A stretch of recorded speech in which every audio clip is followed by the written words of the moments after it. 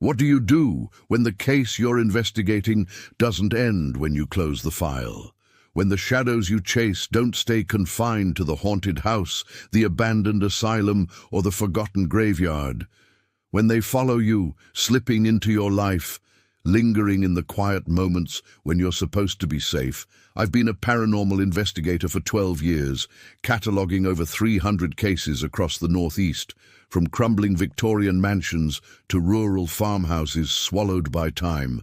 Most are explainable: creaky floorboards mistaken for footsteps, faulty wiring spiking EMF readings, or grief and fear weaving stories in the dark. I've built my career on separating fact from fiction, grounding the supernatural in the measurable, the tangible.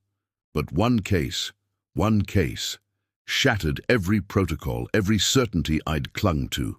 It changed how I see my work, how I see the world, how I see myself.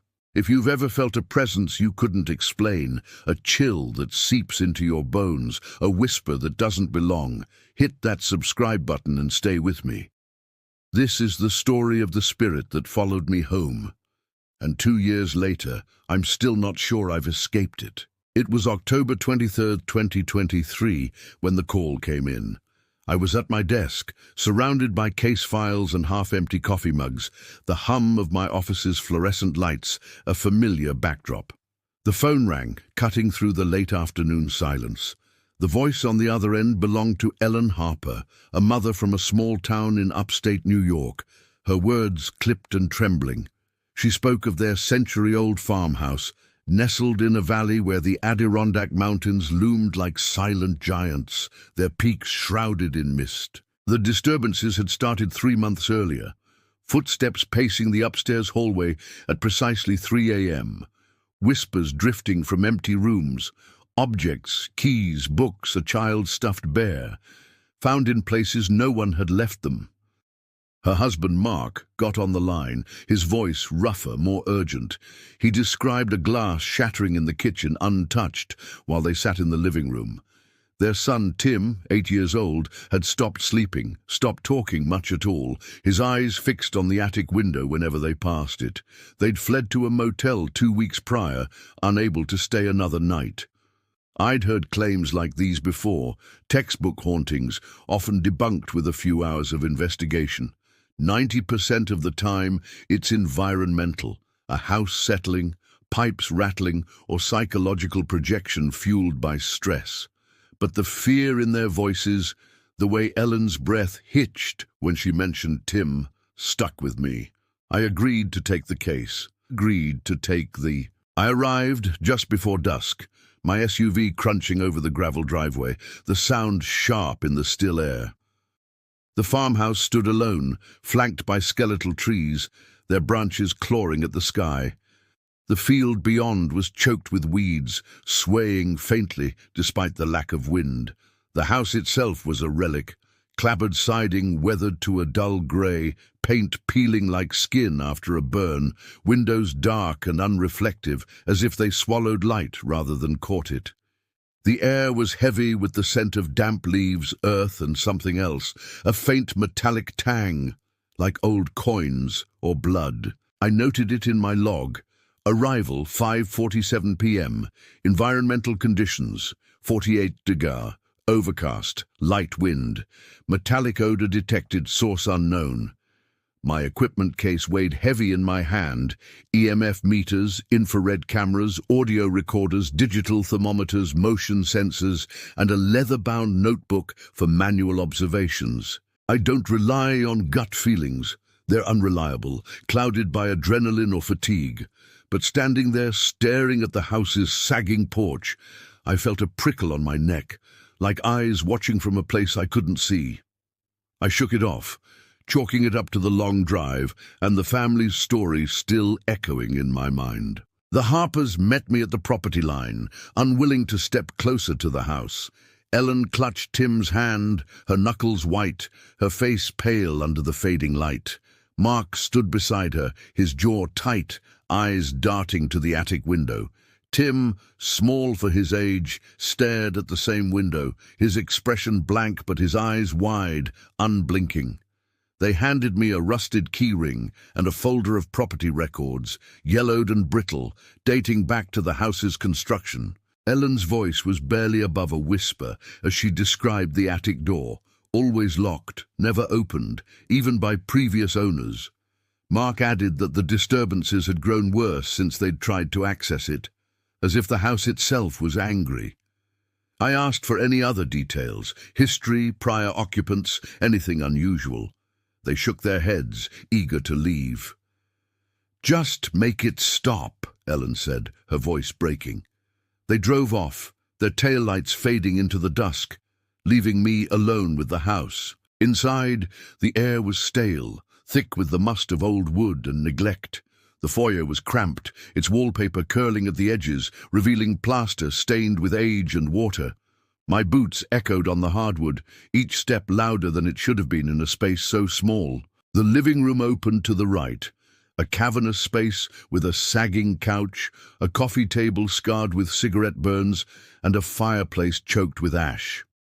The kitchen was to the left, its linoleum floor cracked, cabinets hanging crookedly.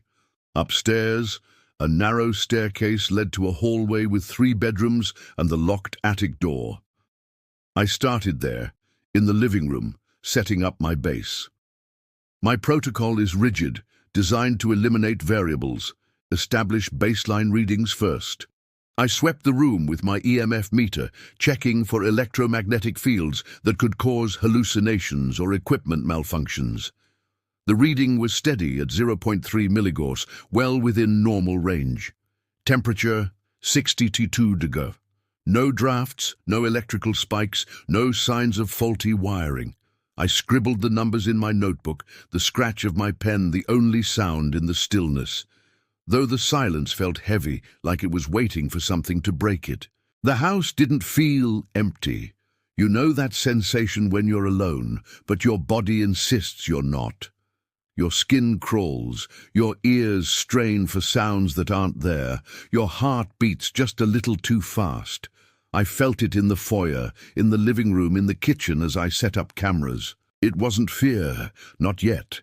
It was instinct, honed by years of standing in places where the veil between the known and unknown feels thin. I've investigated asylums where the air hums with despair, cemeteries where the ground seems to pulse, houses where grief lingers like dust. This was different. The prickle on my skin wasn't just nerves. It was a warning, one I couldn't quantify. I pushed it aside and continued my setup. Infrared cameras went up in the living room, kitchen, and upstairs hallway, the hotspots from the family's reports. My audio recorder ran continuously, capturing every creak, every gust of wind rattling the windows. Motion sensors went in the doorways, their green lights blinking steadily. I checked their calibration twice, ensuring no false positives. Everything was in order. For 3 hours, I waited, pacing the house, my flashlight cutting through the dark, its beam catching motes of dust that seemed to swirl without reason. Nothing happened. Just the house settling, groaning like an old man with bad knees, its bones creaking under the weight of time. At 1:14 a.m., everything changed. My EMF meter, resting on the living room coffee table, screamed. The needle jumped from 0.3 to 2.7 milligauss in a heartbeat. It wasn't a gradual climb, the kind you get near a power line or an old refrigerator. It was sudden, sharp, like a door slamming shut in a silent room. I froze, my breath catching in my throat, my hand hovering over the meter. The air turned cold, heavy, like breathing through wet cloth. I checked the thermometer, 58 degrees. Then 55 degrees, dropping faster than any draft could explain. My fingers ached, stiffening in the sudden chill.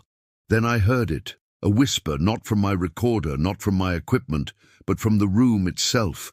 It was low, guttural, like someone muttering through a wall, too faint to make out words, but too real to dismiss. My pulse quickened, but I followed protocol. "Is anyone here?" I asked, my voice steady despite the adrenaline spiking in my veins. No response. But the EMF meter held steady at 2.7, unwavering, its needle trembling like it was afraid. I grabbed my recorder and checked the live feed. Nothing audible, but the waveform showed spikes. Irregular, chaotic, like a heartbeat gone wrong. Something was here, interacting with my equipment, with the air, with me. I moved to the infrared camera in the living room, rewinding the footage to 1:14 a.m.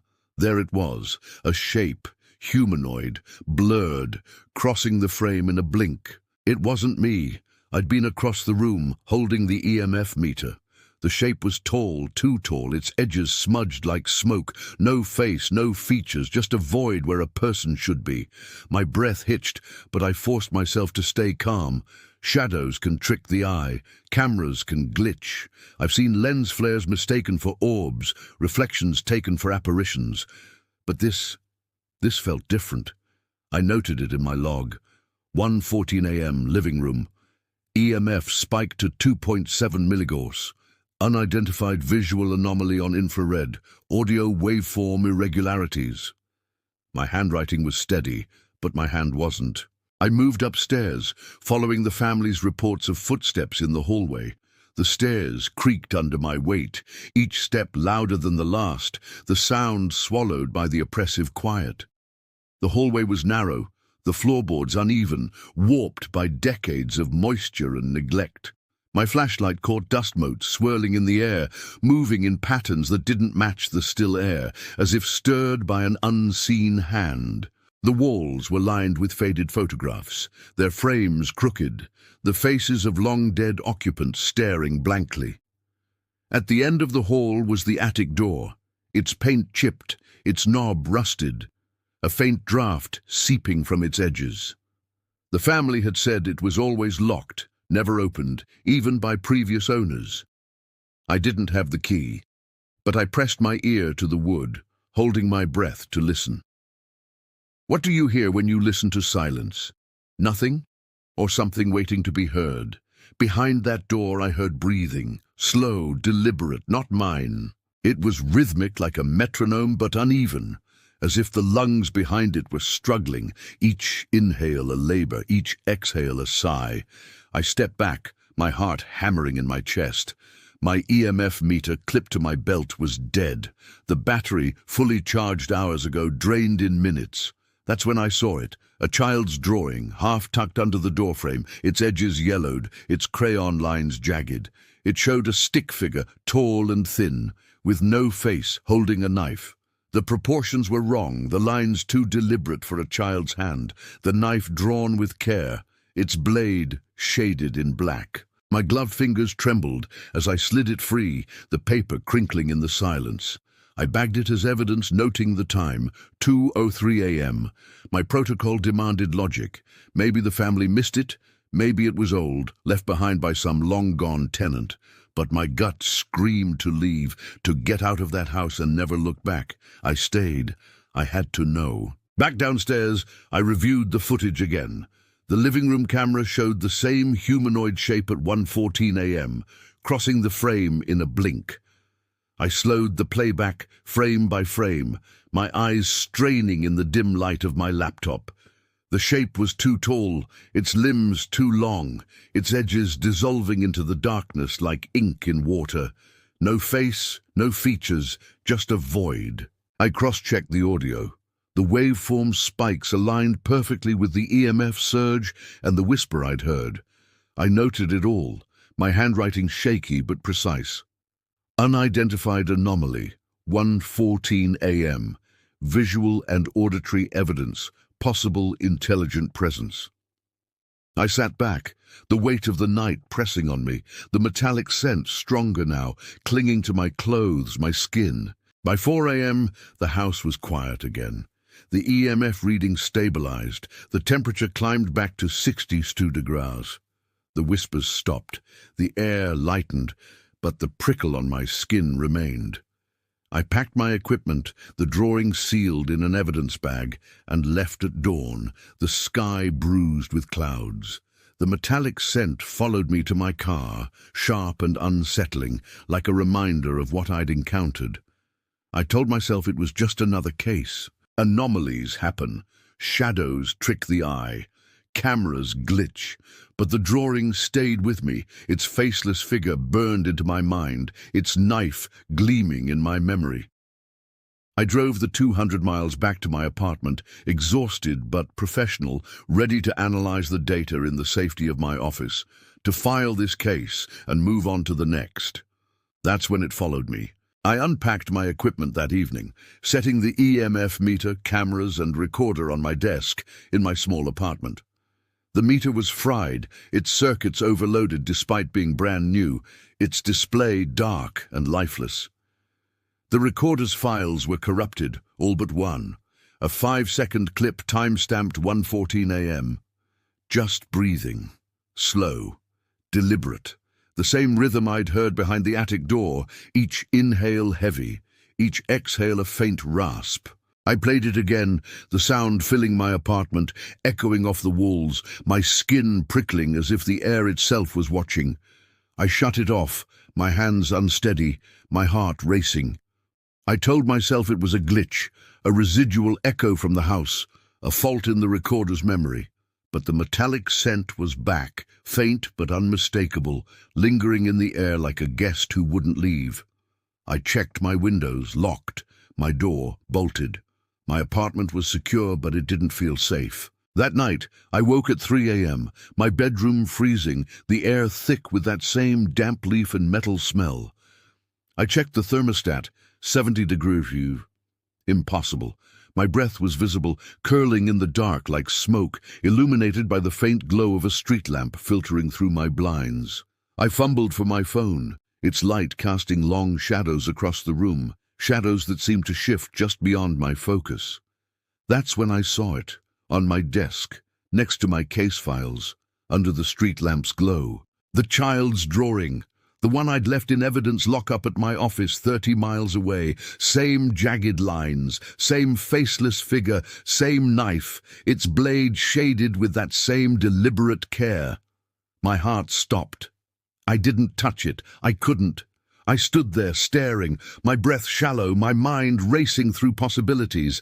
Had I brought it home by mistake? Had someone broken in? But my door was locked, my windows sealed, my security system untouched. I drove to my office at 4 a.m., the roads empty, the night pressing against my windshield. The evidence log confirmed the original drawing was still there, sealed in its bag, untouched, the lockup's door secure. I checked the security footage. No one had entered the office since I'd left it yesterday.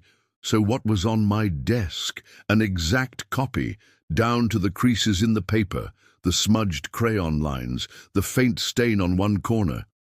I bagged the duplicate, my hands shaking, and drove to a fire pit behind my office.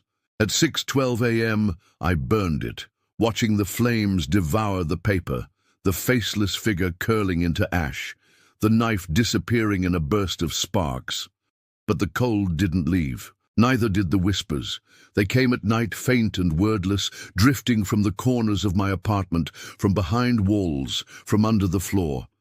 I'd wake to find my equipment rearranged, cameras turned to face walls, my notebook open to blank pages, my EMF meter, still fried, now showing faint flickers of life. For weeks, I dove into the case, searching for answers. The property records traced the farmhouse to 1892, built by Samuel Holt, a farmer who lived there with his daughter, Abigail, until 1901, when they vanished. No death records, no trace, no mention in local archives beyond a brief newspaper clipping, Holt family missing, farmhouse abandoned. Locals rumored the house was cursed, built on land where something wrong had happened. A fire, a murder, a ritual, depending on who you asked. I cross-referenced the drawing with historical archives, searching for similar images, but found nothing. I interviewed the Harpers again, over the phone. Ellen admitted Tim had drawn pictures before they left, but none like the one I'd found. Mark said the attic door had always unnerved him, as if it watched them. They sold the farmhouse in early 2024, and the new owners reported nothing unusual. No footsteps, no whispers, no moving objects. The house was quiet now, as if it had gotten what it wanted. I replaced my equipment, tightened my protocols, installed cameras in my apartment, motion sensors, new EMF meters. They caught nothing, no shadows, no whispers, no spikes. But the cold persisted, flaring at random, the metallic scent returning like a pulse. I'd wake at 3 a.m., my breath visible, my skin prickling, the air heavy with that same damp leaf smell. I started sleeping with a flashlight, checking corners, closets, under the bed. I found nothing, but the feeling never left, that sense of being watched, of something waiting just out of sight. 2 years later, I'm still analyzing that case. I've catalogued every detail, every anomaly, every reading, every frame of footage. I've cross-referenced the breathing clip with audio databases, the drawing with historical records, the EMF spikes with environmental studies. Nothing fits. The questions remain gnawing at me. Was it a spirit tied to the house, to the land, to Samuel and Abigail Holt?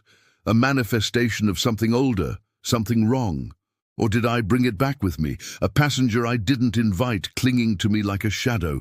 I feel it sometimes, that prickle on my skin, the metallic scent in the air, the faint whisper at 3 a.m.